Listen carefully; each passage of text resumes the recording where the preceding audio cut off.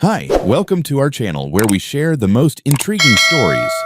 All I wanted was peace, a quiet mountain retreat far from HOA meetings and gluten arguments. But one perfect view turned into a war zone, and I became the enemy of a neighborhood I didn't even belong to. Welcome to the battle for the skyline, and it's about to get personal. I never planned to make enemies with a neighborhood I didn't even live in. All I wanted was peace, a few acres of silence, a breath of alpine air, and maybe someday, a deck where I could sip coffee and listen to the wind instead of my ex-wife yelling about her gluten allergy. That's why I left Austin after the divorce. That's why I bid on a forgotten slice of land tucked into the ridge outside of Golden Aspen Valley. It was a weird auction lot, remote, unloved, and surrounded by nothing but steep pine-covered slopes and the kind of silence that cities kill. And it was perfect. I bought it clean. No liens, no covenants, no HOA. County records confirmed that the old Gregson property, once belonging to my great-uncle Henry, had been officially surveyed, subdivided, and exempt from all community zoning overlays. When I saw that line on the official plat, private parcel not included in Golden Aspen Ridge, I grinned like a man who just found the last beer in the fridge. I'm an architect. I know how these things work. And I knew, for once, I had found a place where I could build what I wanted, how I wanted, without some polyester-clad committee arguing about which shade of beige is less offensive. It took me 6 months to design the place, a minimalist alpine chalet with low-E glass walls, charcoal steel accents, and a roofline that hugged the terrain like a whisper. Everything, from materials to slope angle, was in compliance with county codes. Every permit was pulled. Every environmental guideline was followed. There was even a snow shed study done just to shut up any theoretical bureaucrat who might care. My house didn't tower, it didn't blare, it didn't even blink. It simply existed the way rocks do, silent, confident, and unmoved. The trouble started with binoculars. I was up at the site watching the early stages of excavation when I noticed a pair of glints from a distant deck down in the valley. Someone watching. At first I assumed it was just curious hikers. But then I saw the binoculars lower and a figure, slim, upright, briskly coiffed, stepped back inside a house that looked like a furniture catalog exploded onto a wine mom's Pinterest board. I didn't think much of it. That was the last time I underestimated her. Her name, I would learn very quickly, was Karen Bartholomew, HOA president, guardian of mountain harmony, and self-proclaimed curator of visual purity. The HOA she ran, Golden Aspen Ridge, was an upscale gated community nestled in the valley bowl below my ridge. Their community had matching fences, mailbox standards, seasonal wreath quotas, and at least 3 couples who regularly wore coordinated tennis outfits to dinner. You get the picture. About a week later, while I was reviewing site plans with my contractor, a brand new Lexus SUV pulled up the gravel road. That road, mind you, is not even marked on the HOA's community maps. It was part of the original parcel easement. Out steps Karen, khakis ironed sharp enough to slice concrete. She didn't wave. She marched. "Excuse me," she called out, not looking at me so much as inspecting me, like I was a rust stain on a white towel. "Hi," I replied cautiously, brushing dust from my hands. She didn't smile. "I'm Karen Bartholomew. I'm president of Golden Aspen Ridge." I nodded slowly. "Nice to meet you. I'm Sam Gregson. This is my property." Her mouth twitched. "Yes? That much is clear. I came because several residents have expressed concerns." I raised an eyebrow. "Concerns?" She pointed toward my foundation. "We've noticed construction activity here. It's quite visible from several of our back decks." I shrugged. "I imagine it would be. You're about 400 feet downhill." "Yes? And unfortunately, that view is protected under our HOA's Community Aesthetics Clause. It's part of the visual charter. The integrity of our mountain skyline has been compromised." I blinked. "You're what?" She cleared her throat. "The architectural view corridor. Our residents paid for unobstructed natural scenery. What you're doing violates the intent of our elevation standards." I let out a slow breath, amused and mildly alarmed. "Karen, and I say this with all due respect, I'm not in your HOA. I'm not even near your HOA." She held up a thick folder, HOA letterhead and all. "We've had our mapping committee analyze your parcel. While technically outside the current jurisdiction, your structure impacts the optical piece of Golden Aspen Ridge. We'll be issuing a formal notice. That was when I realized two things. 1. Karen didn't recognize boundaries. 2. This was going to be fun. I didn't take the folder, I just looked her in the eyes. You're welcome to send whatever you like. But this is private land, legally purchased and approved for residential construction. If you want to contest it, you'll need to talk to the county. She pursed her lips so tight they disappeared. I'm just trying to maintain the character of our community, Mr. Gregson. You may not realize how disruptive this house is. I grinned. It's not a nightclub, Karen. It's a home. She didn't respond, just turned stiffly and returned to her car. As she drove off, I watched her tires kick dust into the air, swirling into the same sky she wanted to keep aesthetically pure. What I didn't know yet, not really, was just how far she was willing to go to protect that precious skyline. Not just letters, not just appearances. Karen was about to go full HOA crusade on me, and I was going to make damn sure every step of it was documented. A week after Karen's surprise visit, I received an envelope that looked like it was trying too hard to be official. Thick cream-colored paper, embossed return address. A golden seal with the words Golden Aspen Ridge Architectural Committee pressed dead center. It was the kind of packaging that screamed, I watched 3 episodes of Suits and now think I'm a paralegal. Inside was a letter. No, a decree. It read like HOA scripture, full of grandiose terms like structural disharmony, visual pollution, and restorative demands. It informed me that my construction had been observed and documented as a violation of the Golden Aspen Ridge Community View Ordinance and instructed me to cease all further construction, dismantle the second floor within 30 days, repaint the exterior facade in approved natural tones, beige, taupe, or sage, submit for architectural review before resuming any future work. At the bottom, in aggressive cursive, was Karen's signature, complete with the title President, Architectural Committee. I stared at the letter in disbelief, then laughed out loud. It was delusional and also, somehow, deeply performative. This wasn't law, it was theater. My attorney Janine confirmed as much. Sam, this is legally worthless, she said over coffee the next morning. They have no jurisdiction. You're outside their mapped boundaries. This is harassment, not governance. Can we send a response? I asked. Oh, I plan to. In triplicate, she drafted a formal reply on her letterhead and mailed it via certified post. It was surgical, calm, and devastating. It outlined that my parcel was not under HOA jurisdiction, that county permits were fully approved, and that any further attempts to interfere would be considered legal harassment. I signed it with a flourish and even included a printed copy of the official parcel map, just to twist the knife. But Karen wasn't looking for facts. She was looking for leverage. And when paperwork didn't work, she switched tactics. Soon, residents of Golden Aspen Ridge began receiving new letters, this time under the banner of a community alert.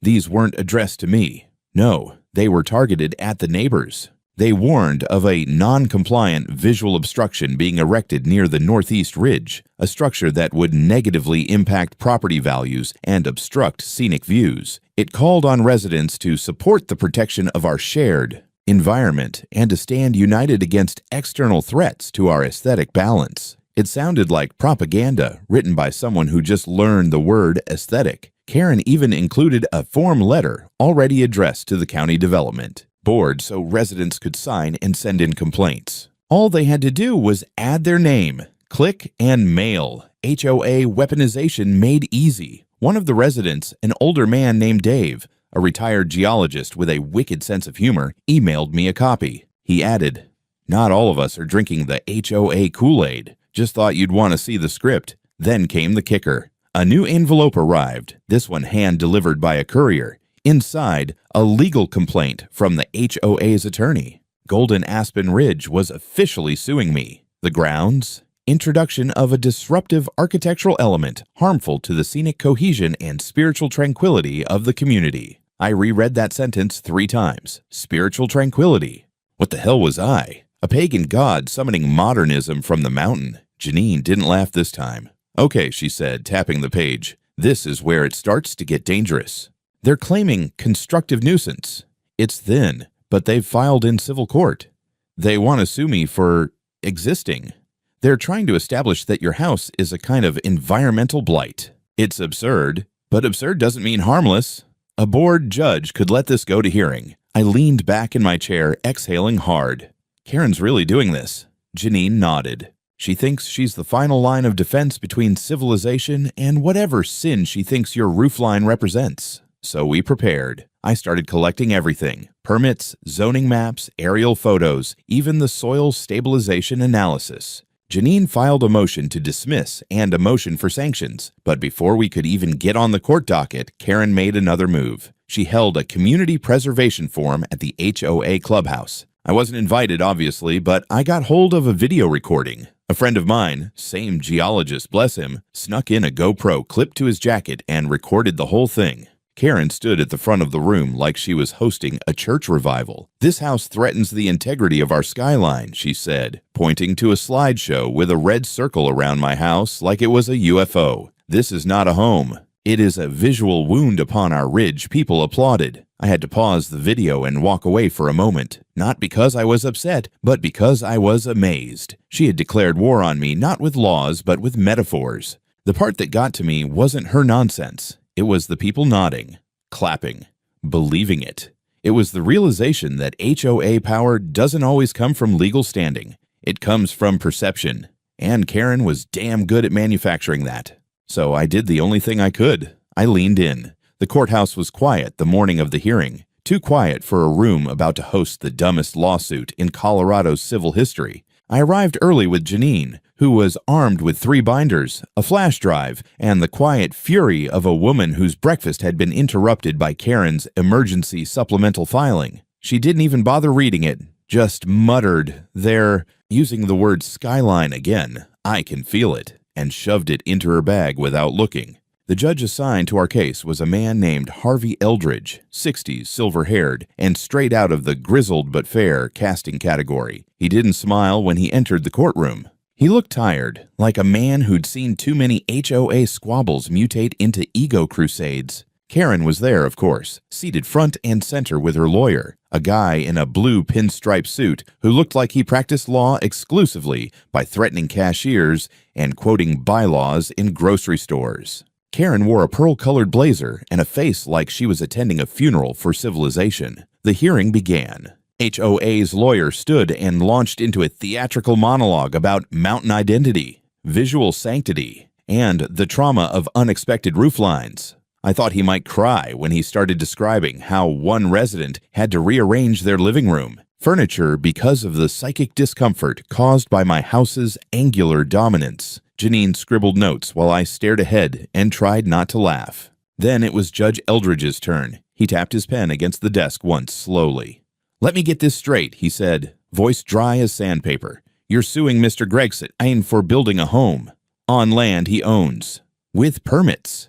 Because it's visible from your community." Karen's lawyer stood a little straighter. "Yes, Your Honor. We believe the structure constitutes a landscape-level nuisance. It interrupts the visual balance of the environment. Our bylaws state—" "I've read your bylaws," the judge interrupted. "They don't apply to land outside your association. But the view, the judge said, rubbing his eyes, is not a legal entity. You cannot own photons. If you could, we'd all be paying rent to the sun." A few people in the courtroom chuckled. Karen visibly recoiled, as if humor itself was offensive. Eldridge leaned forward. "You're essentially asking the court to declare this man's house a criminal offense against your taste." Karen stood up abruptly. "Your Honor, it's not about taste. It's about preservation. Our homes were purchased under the promise of uninterrupted mountain purity. His construction is a desecration of that." The judge tilted his head. "Ma'am, are you suggesting we rule his house illegal because it's unpleasant to look at from your hot tub?" Karen's face flushed bright red. "We have rights." Eldridge raised one eyebrow. "Not over other people's land, you don't." Janine stood and calmly submitted our documentation: survey maps, permit approvals, time-stamped construction inspections, HOA boundary documents certified by the county. It was a legal nuclear bomb dressed in vinyl tabs and paper clips. Judge Eldridge flipped through a few pages, then closed the folder with finality. unless you can prove this man's property falls within your jurisdiction, which you can't, or that he violated any municipal or state building code, which he didn't, I see no basis for this complaint. You are dismissed." Karen gasped like she'd just been slapped. Her lawyer tried to argue, but Eldridge cut him off with a glance sharp enough to pierce Kevlar. "Counsel," he said, "this is bordering on malicious litigation. You want to push this? I'll start looking at sanctions." That shut them up. I thanked the judge and followed Janine out of the courtroom, but Karen wasn't done. As we walked through the parking lot, she called out to me. "This isn't over, mister. Gregson, I turned already halfway into my truck. It's over for the law, Karen. What else are you going to do? Cast a spell on my shingles?" She didn't answer, just got into her Lexus and slammed the door hard enough to set off her own alarm, which, honestly, was the most satisfying thing I'd heard all day. Back at the site, I felt a momentary sense of victory, but Janine, ever the realist, wasn't celebrating yet. "She won't stop," she said, flipping through her phone. "People like that don't lose well. She'll find another angle, environmental maybe, zoning pressure, harassment. Just be ready." And she was right. Because 2 days later, a man in a tan vest and state-issued boots showed up at the edge of my property holding a clipboard. He introduced himself as a wildlife corridor investigator from the Department of Natural Resources. Apparently, someone had filed a report alleging that my house was disrupting the migration of local mule deer. I blinked at him. "You're kidding." He shrugged. "Nope. Says here your retaining wall is blocking a seasonal path, and that your roof materials are scaring off birds." I looked up at my roof. Matte dark gray composite, low glare, solar absorbing. "I designed that roof to minimize reflection," I said flatly. "And there's no wall, just a graded slope." The inspector nodded. "Well, I gotta walk it anyway." Protocol, so we did. We walked the slope. He checked erosion patterns, measured angles, noted a few deer tracks that, to his credit, went right through the area without pause. No signs of obstruction, no displaced vegetation, no bird carcasses from fright-induced death spirals. At the end of the walk, he closed his clipboard. "Nothing here," he said. "Looks stable, clean build, no issue." "Can you put that in writing?" I asked. He grinned. "Already in the system." But even as he drove away, I knew exactly who had sent him. Karen wasn't suing anymore. Now she was escalating. The following week, my driveway turned into a procession of uninvited officials. First, it was the Department of Natural Resources. Then it was someone from Soil and Water Conservation, holding a topographic erosion map that looked like it had been printed straight from Windows 95. After that came a man from the county fire marshal's office, asking if my roof materials were too reflective for air response units during wildfire season. Each of them looked mildly confused, mildly annoyed, and deeply apologetic by the time they left. Turns out Karen had filed complaints with 4 different agencies, all citing various public safety concerns about my build. It was impressive in a way, like watching someone try to sink a battleship with Post-it notes. But even as each report came back clean, I knew the goal wasn't to win. It was to wear me down. I started documenting everything, every visit, every conversation. I installed a second trail cam facing the road and mounted a GoPro in my front window, just in case someone decided to escalate from bureaucracy to vandalism. I'd seen this game before, death by paperwork. And Karen was playing to stall, not to succeed. Then came the flyers. One morning, I hiked down the ridge to check my mailbox, a steel post box I had to reinforce after a bear got curious last spring, and found a glossy printout folded inside. I unfolded it. At the top, "Community at risk, one man's house, our shared loss." Below it was a photo of my house, grainy and zoomed in from a telephoto lens. Underneath, "Disrupting wildlife, damaging property values, destroying views." The back listed a call to action: support the HOA special assessment vote, help fund the legal defense of our neighborhood's integrity. And below that, in smaller text, "Requested donation, $1,200 per household." I nearly choked on my coffee. Karen wasn't just tripling down. She was trying to get the entire community to pay for her obsession. That evening, I got a call from Dave, the retired geologist who'd sent me the HOA leak earlier. His voice was low, like he was calling from a phone booth in occupied France. "Sam," he said, "you might want to come to the clubhouse tomorrow." Karen holding another PowerPoint apocalypse. Sort of. "She's calling for a special vote. Wants to amend the budget to cover extended litigation costs and expert witness fees for the lawsuit that already got laughed out of court. She's calling it Phase 2. Claims she's building a long-term strategy to redefine jurisdictional relevance, which I think is HOA for throw more money into the void. I showed up. I wasn't technically allowed inside, but that didn't stop me from parking nearby and listening through the propped open side window. Inside, Karen was in full performance mode again. She had diagrams, charts, and even a printed quote from a vision therapy consultant who claimed that angular roof lines disrupt subconscious stress processing in the visual cortex. I'm not making that up. I heard her say it twice. But this time, the room didn't sound so compliant. Voices challenged her. Someone asked why dues were going up when they'd already lost in court. Another homeowner, a younger guy, probably mid-30s, asked whether Karen had even consulted the board before sending out legal documents in the community's name. That's when things cracked. A woman stood up. I couldn't see her, but her voice was clear. I called the county myself. His land's private. He did everything by the book. We're paying thousands for your vendetta, Karen. Karen snapped back that this was a moral imperative, that community standards must be defended, and that, if we don't act now, others will follow. She sounded less like an HOA president and more like a Cold War general predicting an avalanche of modernist cabins. The room turned. The vote failed. I heard it. I felt it. The energy shifted from obedience to irritation. Karen stormed out not long after, nearly knocking over a table with a cheese platter on her way. The next morning, I found another envelope shoved into my gate. It was handwritten. Inside, a note. We don't all agree with her. Keep building. Some of us actually like the view. L. And taped to the back, a donation receipt to the county's wildfire fund, in my name. It wasn't just Karen anymore. People were picking sides. I wish I could say the failed vote ended things. That Karen took the hint, packed her binders, and retreated into whatever pastel cavern she came from. But no, that would require self-awareness. And Karen had the stubborn resilience of a poorly configured Roomba, bouncing off walls, ignoring boundaries, and hell-bent on returning to the same corner again and again. A week after the vote, I got a knock on my door. Not a clipboard, not an inspector.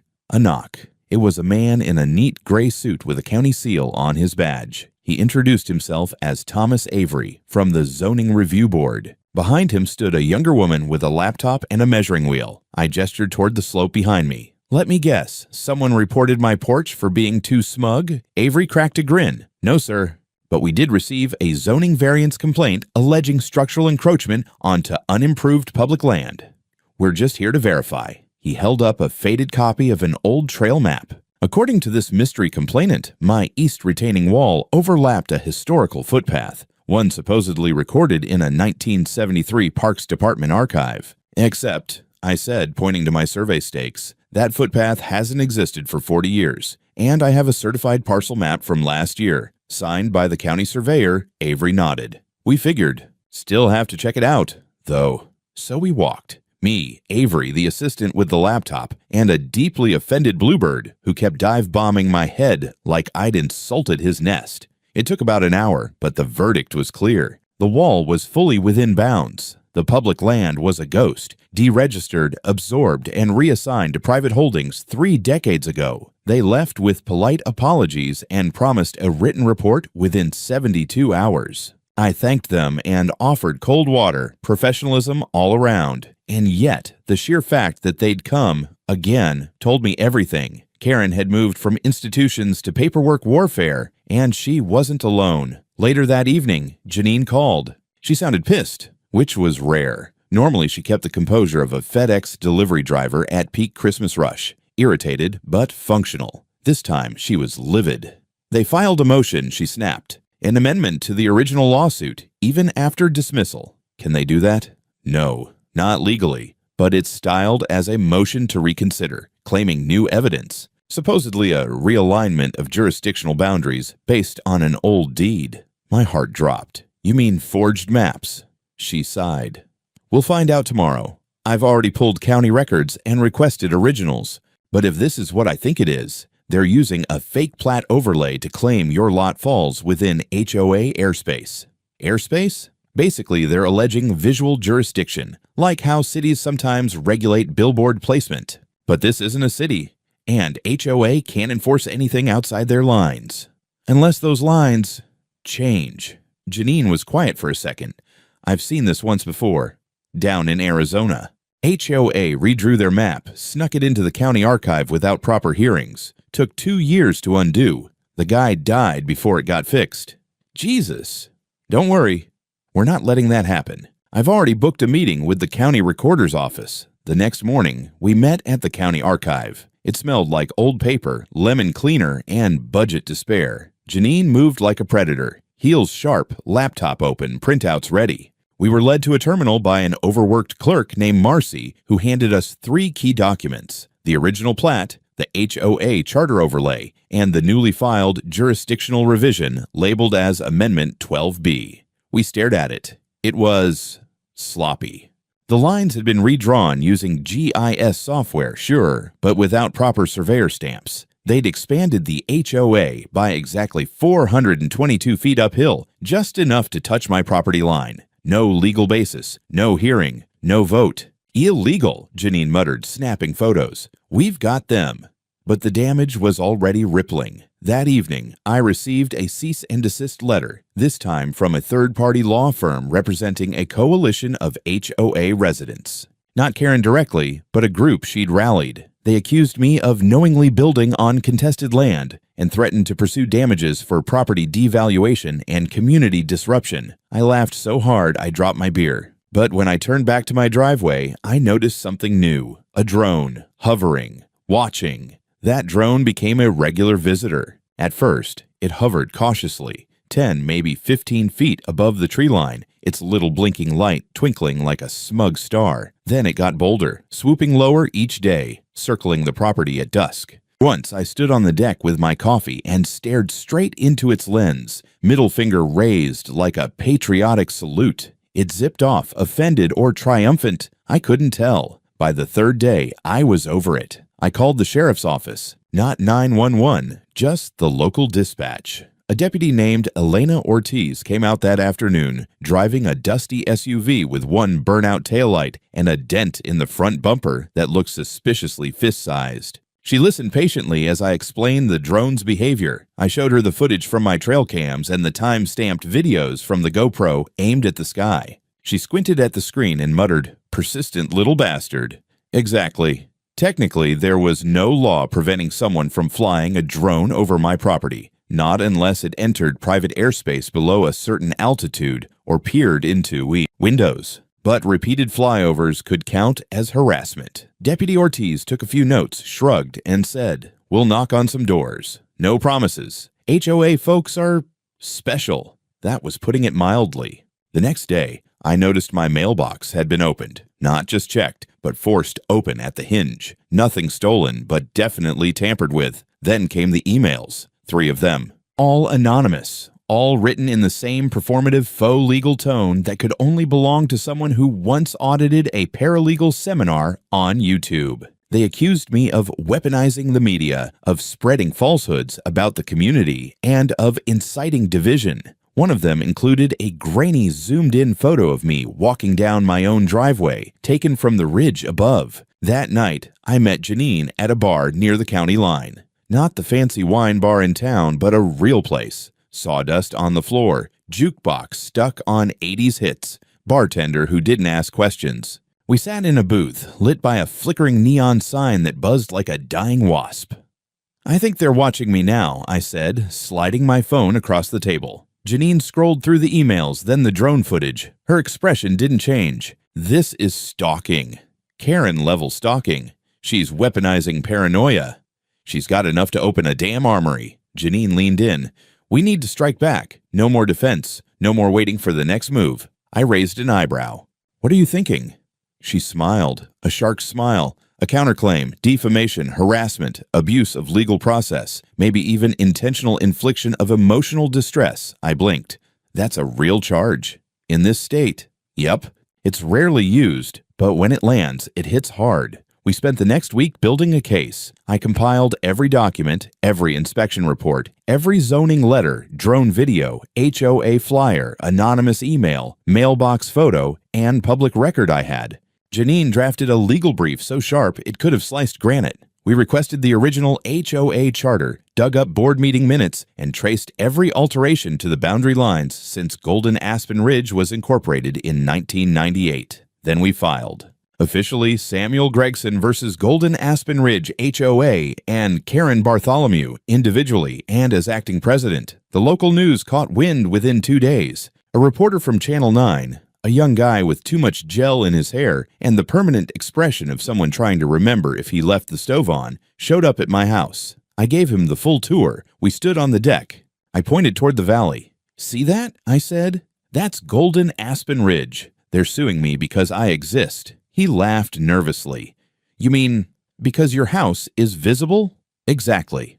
I ruined their view. We did the interview at sunset. Behind me, the mountains turned gold and red like they were dipped in fire. I didn't need to say much. The view did the talking. The story aired that Friday. By Saturday morning, I had 36 emails from people I'd never met. Some were supportive. Others shared their own HOA horror stories. One woman said her HOA fined her for drying clothes on a line. Another said they painted her fence without asking, then charged her for the paint. But one message stood out. It came from someone inside the HOA board. No name, just, "You're not alone. Some of us want her gone too." Wait for the next board meeting, change was coming. And this time, I wasn't the only one pushing. The board meeting was scheduled for a Thursday evening, not in some grand hall or fancy HOA office, but in the Golden Aspen Ridge Community Center, a painfully beige building that looked like it had been designed by someone who hated joy. I wasn't invited, obviously, but that didn't mean I wasn't prepared. A few hours before the meeting, I parked my truck on a county-maintained fire access road about 100 yards uphill from the community center. I hiked through the brush with a folding chair, a thermos of coffee, and my drone controller, my own little eye in the sky. FAA registered, altitude limited, and perfectly legal. I'd named it Karen Repellent. From my perch, I had a clear line of sight through the upper windows. I wasn't filming anything illegal, just gathering vibes. The meeting started on schedule, and it looked tense from the jump. I couldn't hear words, but body language said everything. Karen stood at the front, arms folded, pacing like a dictator with a bad back. She had a projector, of course, and was showing slides, probably some cherry-picked photos of my house, bathed in ominous lighting, like it was a Bond villain's lair. But then came the first interruption. A man in a navy blazer, mid-50s, tired eyes, homeowner energy, stood up and said something. Karen tried to wave him off, but he didn't sit down. Another woman chimed in, then a third. The momentum shifted like a tide turning. I watched her composure crack, her arms tightening, voice rising. She was losing control. Down below, Janine was inside. As a licensed attorney with a filed counterclaim, she had every right to observe. And she wasn't just observing. She was recording everything on a body cam pinned to her blazer. That footage became gold. Karen, cornered and defensive, let it all out. She admitted, on camera, that she personally submitted the zoning complaint to the Department of Natural Resources. She laughed about tricking the rookies at the recorder's office. She bragged about the drone surveillance. At one point, she literally said the words, "I don't care what the law says. We were here first, and that view is ours." Game over. By Friday, Janine had filed a supplement to our lawsuit, including the new footage. But the bigger bombshell came from the inside. The anonymous board member? They revealed themselves. Mark Pennington, treasurer of the HOA, CPA by trade. Quiet guy, always in the background. He called me directly. "Sam, I've had enough," he said. I joined the board to manage landscaping budgets, not fund some suburban holy war. He agreed to sign an affidavit detailing how Karen had been bypassing votes, forging minutes, and spending HOA funds on private investigations, including the drone. And then he sent me the receipts, invoices to a private security company, payments from HOA accounts, a check to Bartholomew Consulting, a shell company in her maiden name. We didn't just have a case. We had evidence of financial fraud. Janine nearly squealed. This isn't just civil anymore. This is criminal. The next week was a hurricane. Janine filed a motion to escalate the case to Superior Court, citing abuse of fiduciary duty and misappropriation of HOA funds. We requested a forensic audit. The sheriff's department opened an inquiry. Karen was subpoenaed. And the residents, they turned. Some emailed me to apologize. Others thanked me for exposing her. One even dropped off a pie, pecan, still warm, with a sticky note that read, "For the guy who broke the HOA curse." But Karen, she didn't go quietly. I came home one night to find my driveway spray-painted in red. "Eyesore. Go back to Texas." And next to it, a plastic deer lawn ornament, decapitated, horns glued on upside down, a grotesque parody of the protected wildlife she had claimed to champion. It was absurd, and it was war. But now, I wasn't just defending my house, I was defending truth. And I had backup. They say the mountains don't echo unless you scream into them. Well, I didn't have to scream. The paperwork did it for me. By the time the audit team showed up at the Golden Aspen Ridge HOA office, 2 investigators and county windbreakers with hard drives and clipboards, Karen was already in freefall. Her name was removed from the HOA's public website. Residents had called an emergency vote for her dismissal. Mark, the treasurer, had submitted every shred of financial data from the past 3 years, down to the receipts for catered luncheons and community engagement seminars held at her favorite winery. I didn't go to the final court hearing just to win. I went to finish what she started. Janine and I sat side by side in the packed courtroom, flanked by journalists and a couple of homeowners who'd become unlikely friends, ex-enemies of circumstance, now cheering me on like I was a local hero. Judge Eldridge presided, that same half-grimace tugging at his cheek like he was torn between laughter and contempt. Karen entered with her attorney, a guy who looked like he practiced law from a Craigslist ad. Her face was stiff. She avoided eye contact. No more bluster, no press conferences, no printed leaflets. The case was swift. We presented the drone footage, the HOA charter showing we were outside their jurisdiction, the forged meeting minutes, the invoices to her shell company, the recordings from the board meeting where she all but admitted to everything short of building her own private gulag. Her attorney tried the usual dance. Misunderstandings, passion for community standards, miscommunication with third-party vendors. Judge Eldridge wasn't having it. "I'm not here to litigate her feelings about topography," he said. "I'm here to determine whether this was abuse of power, misuse of funds, and illegal harassment. And the answer is yes, yes, and hell, yes." He didn't just dismiss their original lawsuit. He awarded me $190,000 in damages for the countersuit. Emotional distress, legal costs, loss of short-term rental income, and reputational harm.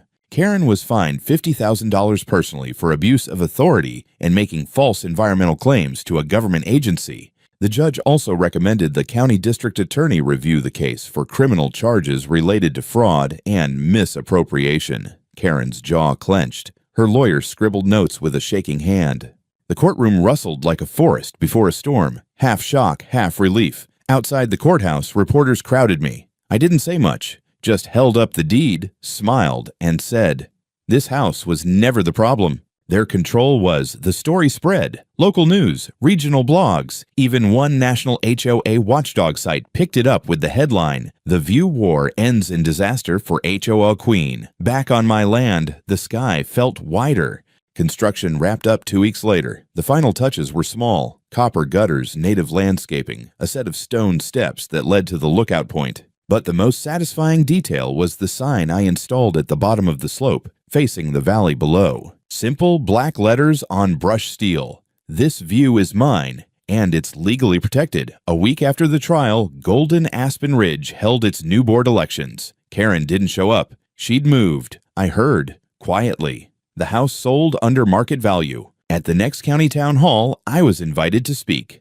Lessons in HOA overreach. I stood at the same podium where people usually argued about potholes and noise ordinances and told them what I'd learned. That fear, dressed up in bylaws, still looks like fear. That property lines may be invisible, but respect has weight. That if someone builds a house and your first instinct is to tear it down, maybe the problem isn't the house. People applauded. Someone asked if I planned to run for office. I laughed. God, no. I just want to sit on my deck and enjoy the damn view. And that's what I did that evening. Whiskey in hand, sun sinking low. No drones, no shouting. Just the rustle of wind through pine and the long golden hush of a valley that had finally gone quiet.